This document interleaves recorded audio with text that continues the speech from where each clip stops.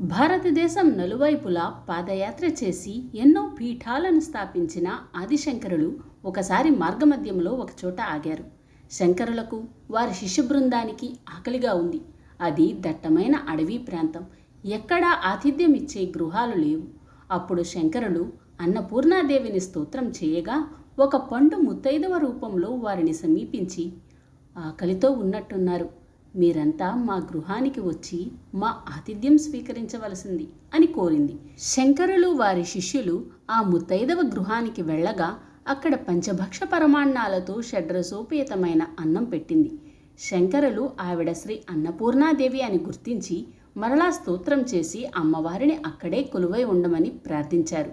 అప్పుడు అన్నపూర్ణాదేవి బంగారు ప్రతిమయ్యి అక్కడ శాశ్వతంగా నిలిచిపోయారు. అదే నేడు కర్ణాటకలోని హోర్నాడు శ్రీ అన్నపూర్ణ ఆలయంగా బసిల్లుతుంది.